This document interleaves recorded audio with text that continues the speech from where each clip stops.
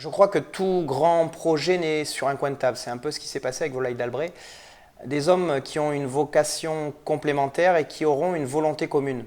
L'un fait du poussin, l'autre fait du commerce.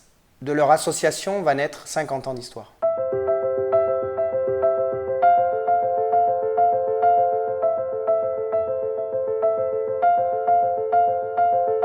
Je suis revenu en 51 avec mon épouse, qui est irlandaise, et c'est elle qui m'a converti aux Landes. On avait fait connaissance d'amis pas très loin de Vielle-Soubiran, qui eux avaient justement un petit couloir appelé Bentéjac, et c'est eux qui ont mis cette idée de monter un couloir. Pourquoi monter un couloir à cette époque? Parce qu'il n'y avait pas on ne vendait pas de poussins à ce moment-là. Si on voulait faire du poulet, il fallait avoir ses poules pondeuses et son couloir. Dans le cadre de ses activités d'accouveur à Vieille-Soubiran, M. Lalondrelle était en contact, depuis longtemps déjà, avec plusieurs éleveurs de différents départements des Landes, du Lot-et-Garonne et de la Gironde. La ville de Bazas, désireuse de construire un abattoir neuf, mais soucieuse de s'assurer préalablement de la rentabilité de son investissement, s'adresse à Claude Lalondrelle pour vérifier qu'un nombre de têtes de volaille suffisant pourra être réuni chaque semaine. Intéressé par cette opportunité de développement de l'aviculture locale, il propose dès lors de créer une coopérative à laquelle commencent par adhérer 12 éleveurs parmi ses clients. Créée en 1964, la coopérative adopte le nom de Groupement du poulet fermier basadais. L'aventure peut commencer. Les éleveurs, évidemment, ils ne tombent pas tous des nuls, quoi. Il fallait les chercher. J'avais donc fait beaucoup de retapes d'abord dans mon village, hein, et là on a déjà trouvé 7 ou 8 éleveurs, et le maire, aussi le maire du village de Vieille-Soubiran, là, hein, les avait incités à compléter leur revenu agricole avec l'élevage. On était 5 éleveurs.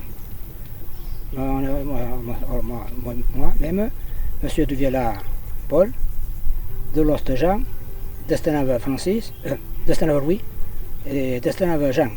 L'activité est au départ modeste, la production étant alors de l'ordre de 500 têtes par semaine. J'ai commencé à faire des poulets dans le séchoir à tabac. On en faisait 1500 dans chaque séchoir. Et ensuite, après, on a fait avec des petites cabanes. Et ensuite, on soignait les poulets. C'était pas comme maintenant, on n'avait pas de machine non plus. C'était un sac de 50 kg quand on mangeait. Et les mangeoires, c'était pas de mangeoires comme maintenant, hein. On savait fabriquer les mangeoires. On faisait avec un bidon de 60 litres, avec un nœud. On faisait les mangeoires comme ça. Mais rapidement, une opportunité de développement se présente en la personne de M. Mussat, mandataire parisien familier de la région de Bazas, qui propose à la coopérative un débouché sur Paris de 1000 à 1500 têtes par semaine. Par la suite, ça s'est développé, hein. J'avais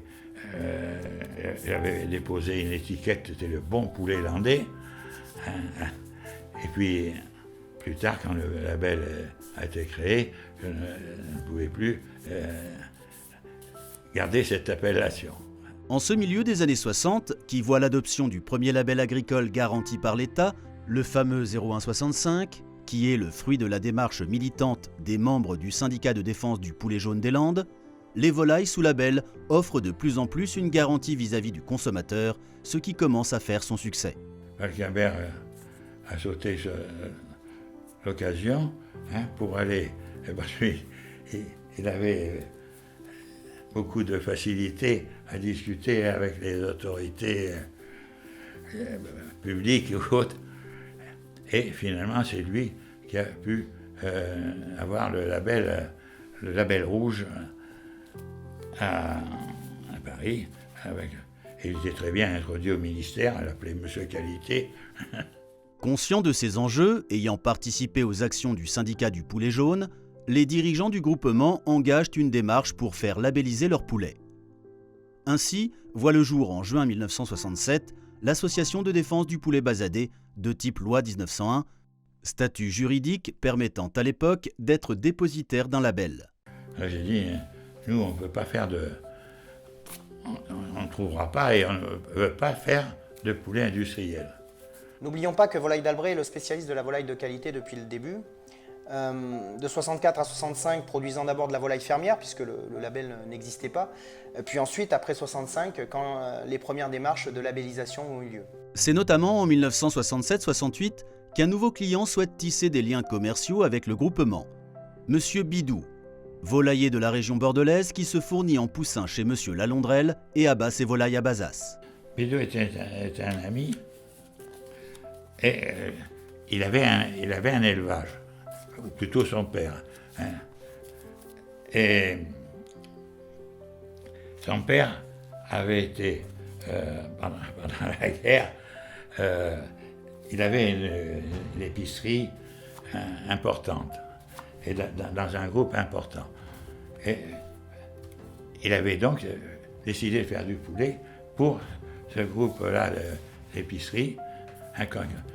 Et donc moi, du coup, j'avais autant plus de poussins à livrer. En liant ce pacte commercial, les éleveurs découvrent les qualités de commerçant de M. Bidou, constamment à la recherche de nouveaux marchés, notamment dans la distribution. M. Bidou rachète l'abattoir de Bazas et permet à la coopérative de connaître le développement qu'on lui connaît aujourd'hui. Bazas était ennuyé avec cette histoire de régie, trop de problèmes avec les uns avec les autres, et il avait décidé de céder son abattoir. Bidou a pris l'abattoir, et comme c'est un très bon vendeur, il avait vendu beaucoup à Euromarché. Du coup, il s'est adressé bien sûr à nous en premier, hein, pour lui fournir des poussins. Compte tenu de l'importance de la structure qui ne cesse de croître, les statuts juridiques ne suffisent plus. C'est ainsi que le groupement devient SICA en mai 1975. 3500 poulets par semaine en 1976, puis 7000 en 1978, pour atteindre 14 000 en 1979. D'autres départements vont rejoindre le groupement, qui devient en 1980 l'association de défense de volailles fermières du pays d'Albret. Quand on fait un label, bon, bien sûr, il faut prendre toutes les contraintes, hein, mais l'une d'elles est de ne pas dépasser la zone géographique qu'on n'a pas délimitée nous-mêmes, mais qui est délimitée par l'administration ou par l'histoire. Ce qui a été le cas du poulet d'Albret. On a repris l'histoire de Jeanne d'Albret et tout pour savoir où étaient ses possessions. Un autre événement va permettre aux éleveurs de volailles d'Albret de bénéficier, au début des années 1990, de conditions favorables à leur évolution. Le 1er janvier 1991, le groupe LDC, originaire de la Sarthe, reprend l'abattoir de M. Bidou. Il a revendu son abattoir à LDC. Bon, c'est LDC qui l'avait sollicité, hein, d'ailleurs. Et du coup, on est devenu fournisseur d'LDC. Les relations avec Volaille d'Albret, c'est d'abord une longue histoire, et c'est aussi et d'abord une histoire d'hommes. La possibilité de bénéficier d'un tel partenaire est une garantie supplémentaire pour les éleveurs d'Albret. Le professionnalisme du groupe, son antériorité, sa notoriété et sa présence sur le marché garantissent aux éleveurs une commercialisation efficace de leur production. On a pu envisager ensemble un développement qui nous a amené, nous, à nous implanter progressivement dans un certain nombre de points de distribution et puis qui a permis également un développement, une avancée avec l'ensemble des éleveurs de volailles d'Albret. C'est à cette époque que l'association redevient une coopérative agricole. Le groupement, ainsi structuré, va connaître désormais une croissance ininterrompue. En 1995, 245 adhérents pour 4 millions de têtes mises en place. Il y a eu des hommes qui ont été capables de s'entendre, des hommes qui ont été capables de se parler, des hommes qui ont su aussi s'écouter. En 2001, Claude Lalondrelle prend une retraite bien méritée. Il fait partie de ces entrepreneurs qui ont su saisir les opportunités au moment où il le fallait. Il restera pour les salariés qui l'ont connu, le père fondateur, homme de labeur et d'humanité. Essayer de faire en sorte que les les éleveurs, les coopérateurs fassent une grande famille. Le premier président de la coopérative de volailles d'Albret, c'est le fondateur, donc c'est une personne très importante dans notre histoire. C'est lui-même qui a impulsé ce qu'on est aujourd'hui. Claude Lalondrelle est alors remplacé comme président par Jean-Francis Planté, éleveur à Saint-Avit. Nouvelle présidence, nouvelle ère, nouvelle forme de gouvernance. Très vite, le groupement demandait des gens intéressés par quelques responsabilités. De plus, la coopérative grossissait énormément. Tous les ans, il y avait plusieurs centaines de milliers de poulets qui venaient se rajouter. Donc, j'ai été élu administrateur pendant 2 ans. Ensuite, trésorier pendant encore 2 ans.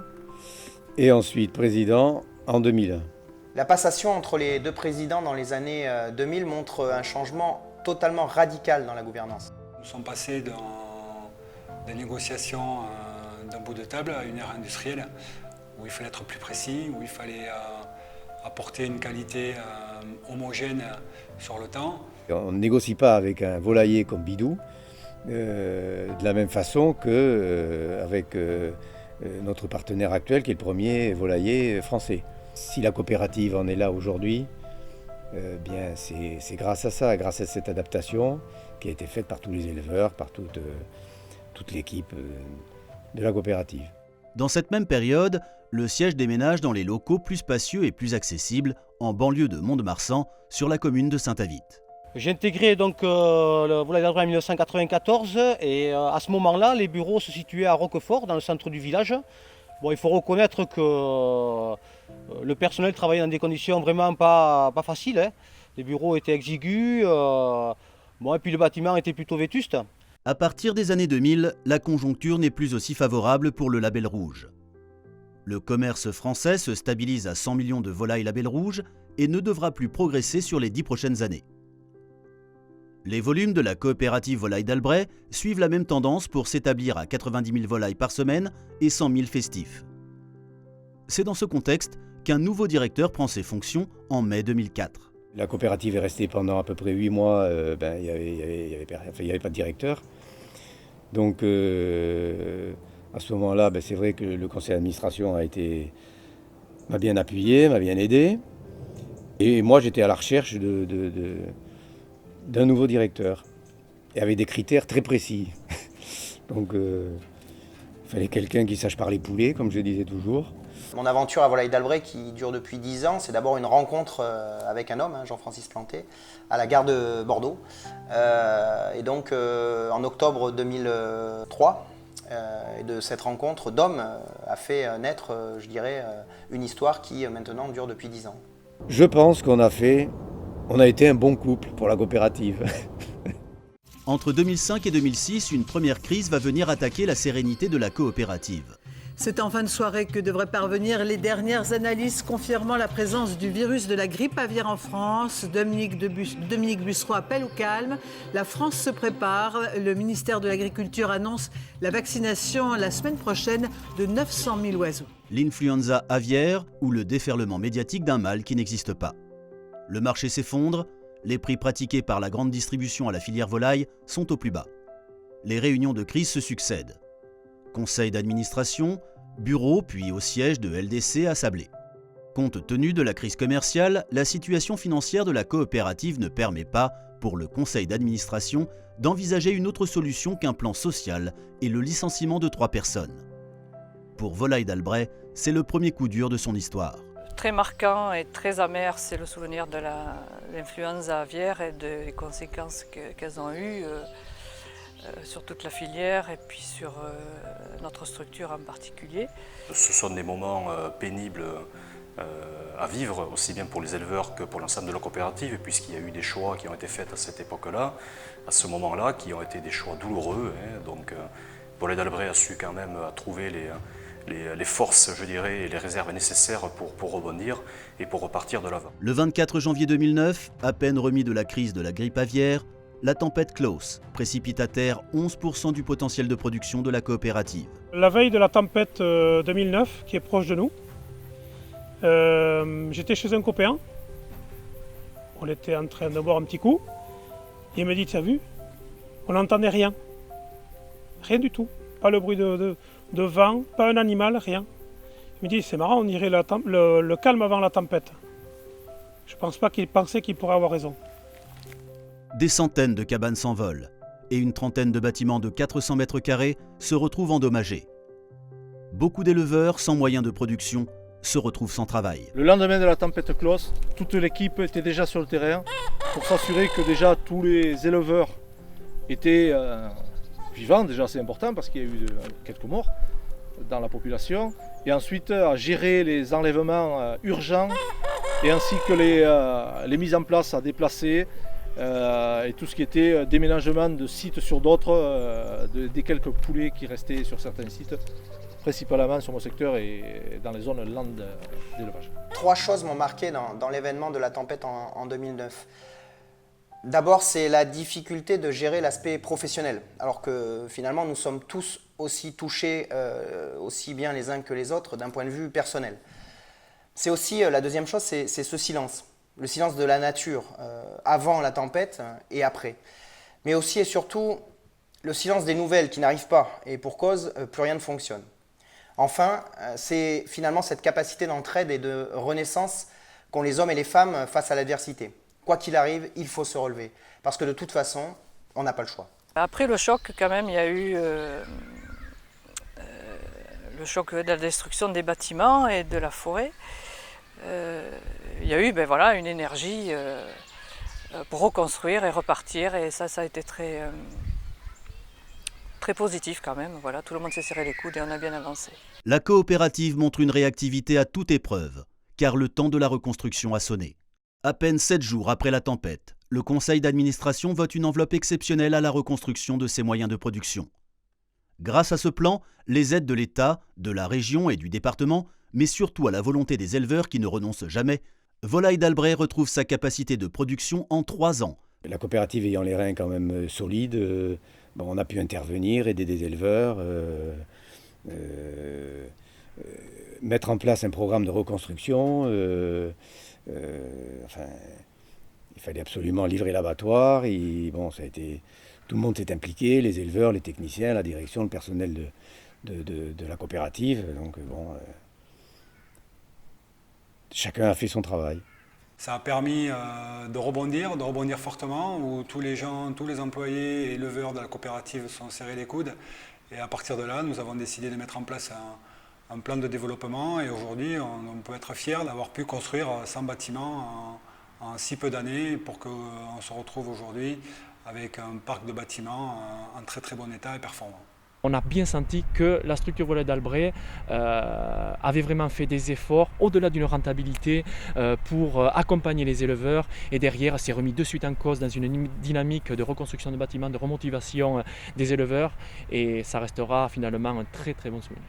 Après tous ces événements qui ont rendu la coopérative plus forte, celle-ci rentre dans une nouvelle ère moderne et se tourne vers l'avenir en développant des outils de communication permettant la réactivité nécessaire aux filières de production.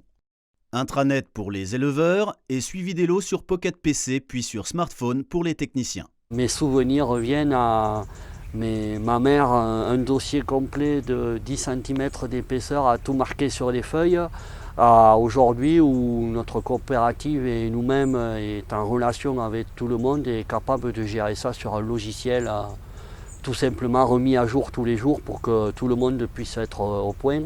Quand je suis arrivée au groupement, c'est vrai qu'on faisait beaucoup de choses sur papier. Donc maintenant, c'est tout sur informatique. Donc il a fallu s'adapter aux nouveaux logiciels, aux nouveaux programmes. Ça nous permet de progresser. C'est très intéressant de découvrir de nouvelles bases, de nouvelles choses. C'est très intéressant. Aujourd'hui, le monde agricole évolue et Volailles d'Albret l'a très bien compris et nous a proposé les outils qu'il faut. Avec nos téléphones, on peut directement reprendre nos données quand on est dans des bâtiments. On reprend les courbes, on commande de l'aliment et on marque les mortalités. Ainsi, on fait suivre toutes nos informations au fur et à mesure de nos descriptions et de nos visuels, quoi. Fort de tous ces efforts de développement et de performance, la coopérative Volailles d'Albret retrouve 5 millions de volailles mises en place cette même année. Chiffre qu'elle n'avait plus jamais atteint depuis la crise de la grippe aviaire. On se retrouve aujourd'hui avec minimum 10 cabanes, je dirais, pour du land, et facilement minimum 400 mètres carrés. On est sur un schéma de production spécialisé et professionnalisé, quoi. Donc tout ce qui est lié aux performances sanitaires et techniques sont plus que jamais suivis, écoutés et réalisés, quoi. Volailles d'Albret a suivi l'évolution de l'exploitation et nous a permis de nous aider. On a commencé par des petits bâtiments et là on a monté 2 400. En 2012, une nouvelle page se tourne avec le départ à la retraite de son deuxième président, Jean-Francis Planté. Dans cette fonction de président, il faut savoir aussi partir. Il y a le moment où on a l'impression qu'on a accompli quelque chose, mais pour justement ne pas s'enterrer dans des succès passés, il faut donner la main et pour que la coopérative continue à vivre. La coopérative garde de lui un président dévoué qui aura su faire prendre un virage délicat. Une mutation parfois difficile à faire accepter, mais qui permet aujourd'hui au groupement d'être un acteur important de la volaille dans le sud-ouest. En plus de la rigueur de négociation, il fallait également avoir beaucoup de rigueur financière. C'était une obligation encore plus après les différentes crises que nous avons traversées pendant la décennie où Jean-Francis a pris ses fonctions. Chaque président a eu sa marque dans la coopérative. Il n'y a pas eu beaucoup de présidents en 50 ans de coopérative. Une troisième époque s'ouvre avec l'arrivée de Hervé Labesque comme nouveau président en 2012. Sa jeunesse et son dynamisme apportent à nouveau une façon différente d'appréhender l'avenir. Volailles d'Albret a eu la chance, ou a su se créer la chance d'ailleurs, d'évoluer avec chacun de ses présidents. Claude Lalondrelle a posé les premières pierres, Jean-Francis a préparé cette mutation en consolidant les bases de notre structure, un groupement moderne, une organisation solide. Et suite à tout cela, Hervé va impulser, propulser même. Nous sommes à l'orée du bois, et nous n'avons de toute façon pas le choix. Il fallait toutes ces étapes pour être capable de répondre à ce qui nous attend dans l'avenir. En définitive, il faut avoir peur de rien. Cependant, le plus grand projet depuis 50 ans reste la création de la filiale Alibret. Sentant une restructuration de la filière et le regroupement rapide des coopératives et des groupes privés entre eux, Volailles d'Albret cherche une idée pour renforcer son indépendance, de façon à ne pas subir les conséquences de ces rapprochements, tant au niveau des prix que des performances de ses éleveurs. Alibret a été un projet important. Maintenant, c'est plus même qu'un projet, puisque c'est une entreprise. Qui nous permet la maîtrise de la qualité, de nos prix et de la performance de nos aliments. On a une transparence et une traçabilité de l'aliment et ensuite on a un retour sur les marges des éleveurs. Ça crée, je dirais, davantage d'investigation au niveau des élevages, à savoir si l'aliment correspond vraiment à ce qui a été fait. Et donc ça, je dirais, dynamise davantage notre rôle sur le terrain et le partage et la communication avec les éleveurs.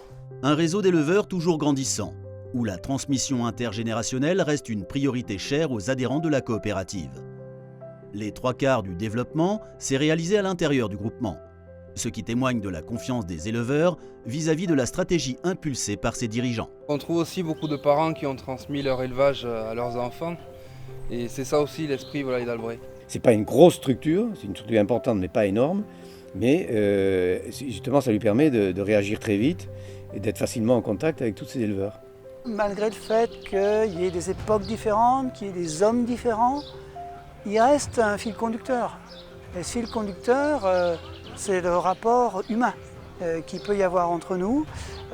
Et ça, je crois que même si les technologies évoluent, même si les modes de consommation évoluent, même si la société dans son ensemble évolue, j'espère bien que ça, on saura le garder. Tout au long de son histoire, Volailles d'Albret a su répondre et s'adapter aux exigences de ses clients, tout en conservant cet état d'esprit familial et ce lien direct avec ses adhérents. On est resté Volailles d'Albret parce que c'est une coopérative qui a la dimension humaine, qui est à l'écoute des éleveurs et qui reste malgré ça aussi très compétitive et ce qui est à l'heure actuelle nécessaire par rapport à la loi du marché. Taille humaine, ça veut dire qu'à un moment donné, si on fait l'effort de se renseigner, on peut connaître tous les éleveurs. On peut se rassembler dans une salle lors d'une assemblée générale avec tous les éleveurs et c'est comme si on était autour d'une table à manger en famille, donc c'est très convivial et très vrai dans sa démarche. Nous allons aux réunions. Les réunions, il y a le directeur, il y a les personnes que nous avons au téléphone, mais elles sont là physiquement, donc on voit à qui on a affaire. Simplement ça. L'attachement de cette coopérative à ces éleveurs, à essayer au mieux de les aider, de trouver de nouvelles idées. L'atout majeur de Volailles d'Albret, c'est leur proximité avec leurs éleveurs. La différence que j'ai pu voir lorsque j'ai pu traverser différents groupements, c'est que chez Volailles d'Albret, lorsqu'on met en place des axes d'amélioration ou de correction dans les élevages, ça se fait assez rapidement, contrairement aux autres.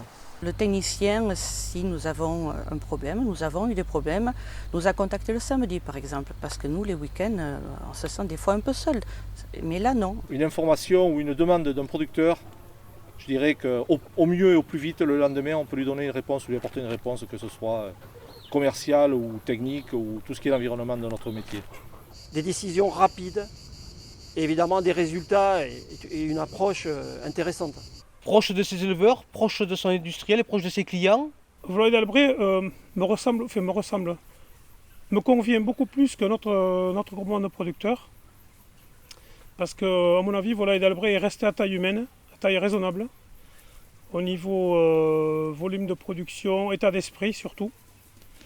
Et c'est quelque chose que je recherche beaucoup dans tout ce que je fais, où la relation humaine, pour moi, est quelque chose de très très important. Ce contact-là, simple, nous convient. Simplement ça, savoir à qui on a affaire et qu'on fait partie d'un schéma global, qu'on n'est pas simplement le producteur à la base, quoi. Vous l'aurez compris, travailler à Volailles d'Albret, c'est accepter de rentrer dans ce lien affectif. Ce qui n'échappe pas non plus aux salariés qui passent et parfois s'arrêtent de longues années dans cette entreprise. Alors moi je suis arrivé en 2004 et en fait quand je faisais mon tour d'élevage mais surtout d'éleveur pour faire bien sûr connaissance, j'ai tout de suite été marqué par l'implication affective qu'avaient certains adhérents vis-à-vis de leur coopérative. En plus, Jean-Francis avait choisi un Auvergnat, vous vous rendez-vous compte, un gars qui n'était pas du cru, donc c'était déjà une petite entorse au règlement de Volailles d'Albret. La seule différence, c'est qu'un Auvergnat, c'était proche de ses sous, donc là, ils étaient rassurés sur ce fait-là. Par contre, ce que j'ai senti surtout, c'est qu'ils avaient besoin d'être rassurés, donc il fallait que je sois à leur image. C'est un petit peu comme un gendre qui rencontre sa belle-famille pour la première fois. Je sentais dans cette prise de fonction qu'il ne fallait pas les décevoir, bien sûr d'un point de vue professionnel, mais aussi d'un point de vue affectif. Les éleveurs m'ont très bien accueilli, au téléphone ça se passe très bien, ils sont très agréables. Nous sommes une petite structure, donc nous sommes solidaires et surtout nous sommes proches et très proches, je dirais, de nos principaux partenaires à n'importe quel niveau. Donc ça aussi bien du côté fournisseur, encore une fois, ou au niveau clientèle. L'accueil qui m'a été réservé chez Volailles d'Albret a été plus que chaleureux. Je pense que j'ai retrouvé ce que j'attendais dans une structure de cette petite taille. Si l'on pouvait retenir une chose des adhérents de Volailles d'Albret, ce serait la fierté d'élever cette volaille de qualité. Cette sensation peut-être de produire l'une des meilleures volailles du monde. Dans mon premier souvenir, ça a été vers l'âge de 6-7 ans quand je suis parti ouvrir les poulets à 6 h du matin en plein été. Et au fur et à mesure que j'ouvrais les trappes, tous les poulets me suivaient et ça a été vraiment un grand souvenir pour moi. Dans la production que je fais, du début à la fin, tout me plaît. Du moment où ils arrivent, qui sont tout petits, jusqu'à la fin, aller voir courir dans l'herbe, voilà, c'est quelque chose qui est prenant et que j'apprécie. Mon métier c'est éleveur, parce que je me lève le matin, je déjeune et je pars au bâtiment, quoi.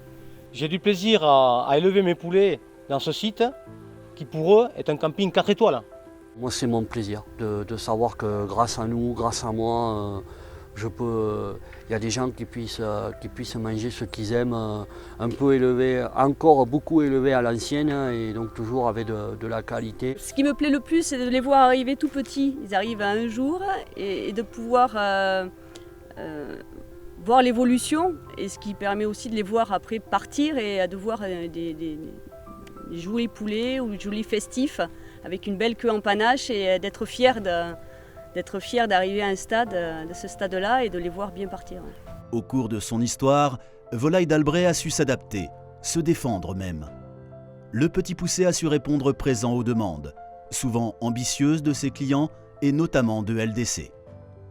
Son destin, son avenir, sera lié à cette capacité d'anticiper cette demande. Et c'est en cela que l'époque qui s'ouvre n'est finalement pas très différente de celles qui viennent de passer. Je souhaite un joyeux anniversaire à Volaille d'Albret, à tous ses adhérents et à tous ses salariés. Bon anniversaire, bon cinquantenaire à Volaille d'Albret. Longue vie et beaucoup d'innovation. C'est avec un grand plaisir que je souhaite bon anniversaire à Volaille d'Albret. 50 ans et toutes les dents.